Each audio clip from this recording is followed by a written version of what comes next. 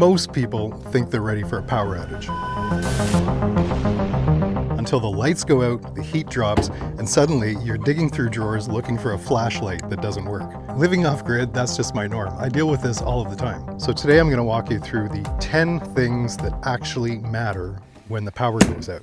Not the flashy stuff, but the stuff that keeps you warm, fed, and reasonably sane. And there's a couple things on this list that people always forget until it's too late. Let's start with the obvious one, but also the one that people tend to overthink the most. You don't need everything, but you do need something. And a lot of people end up going out and buying as their first purchase a power station. This will power your essentials for a day, maybe a day or two, possibly 3 if you're really stretching things. But the problem is, what then, right? How do we recharge this? So my suggestion would be the first purchase that you should actually make as a backup is a generator. I use the Honda EU2200i. It's a 2000 watt generator. I recently posted another video about the Honda. It's an excellent generator. It's a smaller generator at 2000 watts, but it will power most of your appliances safely, including your fridge. Bottom line is a generator is ideal when paired with a power station. So the other option is to build your own power station. This is a 12 volt lithium battery from EnjoyBot. This actually has the same amount of power as your Delta Max 2. You pair this bad boy with an inverter. This is a 1000 watt pure sine wave inverter from Renogy. And then you've got your own power station. You've saved yourself a couple of bucks. And these lithium batteries are rated for about 3000 cycles, the same as a power station. The next thing that I want to talk about is heat. And this depends on where you live and maybe when your power outage is. But if your power outage is in Canada in the middle of winter, yeah, it's going to be a little bit tough. If you're not so lucky to have a wood stove, there are some other options available. This is a little propane heater from Thermomate, and I've used this in the shoulder season. So, you know, in late fall, early spring, can use this safely indoors. Just make sure you have a carbon monoxide detector, and I would never sleep overnight with a propane heater. That's just me. I mean, maybe I'm not such a risk taker.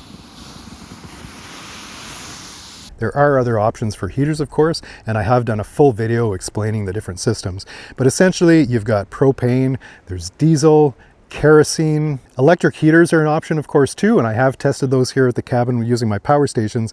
They'll work, but not for very long.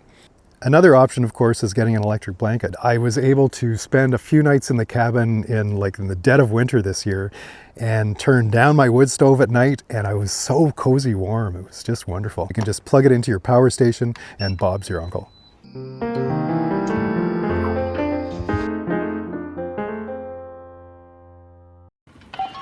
So if things go really south and your water is not drinkable, then you've got an issue. I think it's always a good idea to keep some water stored. Filters are awesome, but if you don't have water to filter, these I like having in the winter because I fill them up about halfway. They can freeze without, bursting the container, and then I can just de-thaw them and use them as needed. As long as you have stored water, the next thing you want to think about is having a water filter. This filter from Membrane Solutions is a good one, and it's not going to break the bank. Now, they also make smaller water filters for campers, hikers, kayakers, and these are actually perfect. You can buy a couple of these. They're only around 20 bucks. Throw them in the back of your cupboard and you're always going to be prepared. The bottom line is you can go a while without power, but you can't go very long without water. One thing people forget immediately during a blackout is lighting, especially at 2 a.m. when you're stumbling around the house half asleep looking for a flashlight. Think about camping. Flashlights. This one is actually self-rechargeable, doesn't need batteries. These are a great choice too, little camping headlights. Candles are a little bit old school, but if you're a religious person, there you go, you can burn one of these. And of course, there's a whole bunch of options for rechargeable lights now. This is one of my favorites. I got this here in Canada at Princess Auto. It's rechargeable, it lasts for hours, and I use this everywhere. I take this out to the outhouse with me at night. It's just a great little light. There's also so many options these days with 12 volt lights. You can conserve even more energy if you're using 12 volt. Last thing you want to be doing is bumping around in the middle of the night looking for stuff like this when the power goes out.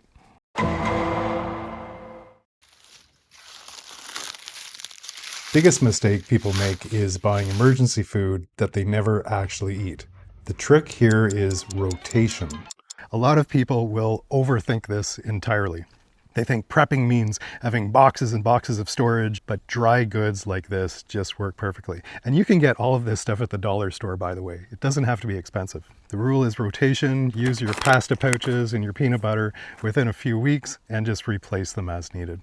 I always have some dry goods at the cabin to be prepared for those last minute getaways, including some pancake mix, scalped potatoes. These pouch pastas are awesome. They're like $1 at the dollar store. Pasta sauce, and probably one of the easiest things to store long term is rice. And if you're thinking to yourself, well, Clever Joe, how am I actually going to cook all this stuff without power? Next up on the list, let's talk about cooking. Super, super simple. I cook almost everything up here with my butane burner. I've used this up here for years, and it just uses these butane canisters. A tip from a viewer, you can actually buy these pretty cheap at Asian supermarkets. Very easy to use. If you've got a barbecue, that's also another simple solution. I cook on the wood stove in the winter, and you can also just keep it very simple and pick up a little camping stove kit. Different fuel types available. I also have a kettle pot that I use up here regularly. I love this thing for cooking rice, pasta, quick meals. You can use it with any small power station, 500 watts and above. Lots of different ways you can cook your food. Hey, I'm making you hamburger.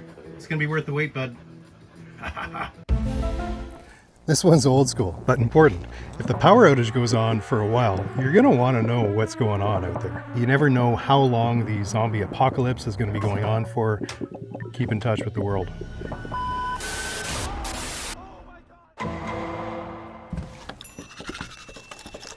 This is another one that often gets overlooked, and that's sanitation. Keeping clean. Super important. Just ask your wife. Keeping things simple. This is the bucket shower. Basically, take some water, heat it up, and whatever water source you have, dip your bucket in, and boom, you've got a shower. If you want to get really fancy, you can get a rechargeable shower pump. This just drops into your bucket, hanging over your head. Bob's your uncle. Another thing that can be your best friend are wet wipes. I usually have a box of these up at the cabin. They actually keep you fresh after a day of working out. And once again, your wife may thank you for picking these up. For what it's worth, I've tried a number of these. These are the Cottonelle flushable wipes. I don't recommend flushing them, but they are better for the environment. Now, if the really hits the fan, this is something you want to be thinking about as well. You can build an outhouse in your backyard if you like. I recommend it. Or you can go this route. This is one of the fanciest off-grid toilets that you can get. You poop in this hole. The truth is, this is just a fancy kitty litter box. That's all that it is. You can go much simpler. Get yourself a bucket from Canadian Tire, toilet seat, and there you go. And if you want to be even fancy with your bucket toilet, you can get these nice scented garbage bags. These are actually compostable garbage bags, so your poop will smell pretty. Again, I'm going to give a special mention to wet wipes.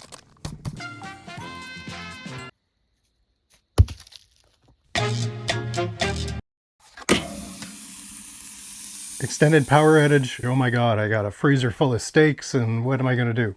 Now, a power station will run your full-size fridge, but not for several days. For a few hours, maybe a couple of days, depending on the size of your power station. Chances are you're not going to have a mini fridge like I do, but the thing that you might have at home is a small chest freezer.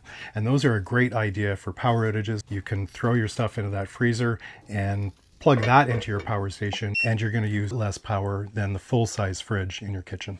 But if you want to be prepared ahead of time, and this is a little bit of a luxury if you're a city prepper, you can get yourself a 12-volt fridge or a small electric fridge. Now, this is the fanciest small electric fridge there is. This is the Marshall. I love this.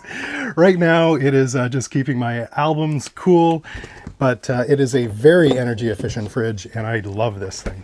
Now, this is a 12-volt fridge from Bodega. This just plugs right in here. It's my power station. You can use a EcoFlow or Jackery or whatever it is. This is a little DJI 1000, and this will keep my fridge running for about 3 days, no problem. At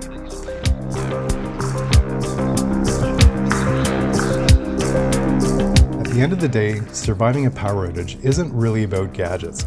It's about staying comfortable enough that life still feels normal. And this is probably one of the most important points of all. Get yourself a good book, relax, drink a Dr. Pepper, and know that the power is probably going to come back on.